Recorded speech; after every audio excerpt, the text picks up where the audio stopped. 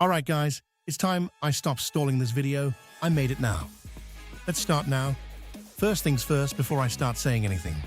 Here's some things I recommend to any of y'all to have.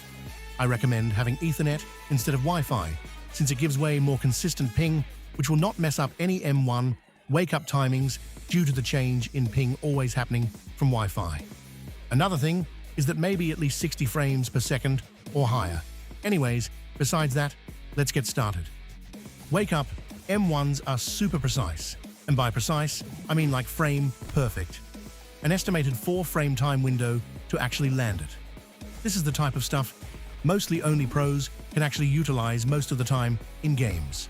Unfortunately, I do not have much to say or do to help you in mastering the perfect M1 get-up, since it's mostly a self-learning thingy by the individual, but I recommend practicing on an NPC. But what I do have is something easier to do and a very useful tech for fighting in general. Welcome to Okizeme. It's not something that I created, but it existed way before Jujutsu shenanigans. They explain it simply.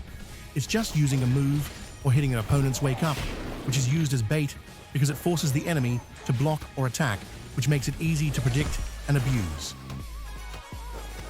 I will show how it looks on an NPC as shown here. Looks very simple, right?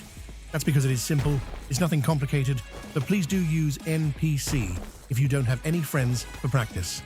I would have left it from here, but I do have to address side dashing and blocking for Okizeme. Now to explain what to do when they hold block on, wake up. Just side dash, but remember, do one M1 and buffer block, then instantly side dash around M1. This most of the time always gets them, and my go-to. Also for if they M1 on wake up. The buffer block after first M1 exists for that. You just block their first M1 and you just do the same thing. Like I just told you, for if they hold block or if you fail that somehow, you just M1 trade them like normal, but that just makes the hassle of chasing them or neutral less harder anyway. I got one more thing to show before this vid is done. It's super useful and easy. This trick is simple. You just make it so that you get to be behind them on their wake up. This surprisingly works so often, even on elite players, that this is probably a must-use tech or something to know at least. I recommend running the last moment behind to make it less obvious though. Anyway, that's all I have to teach you all.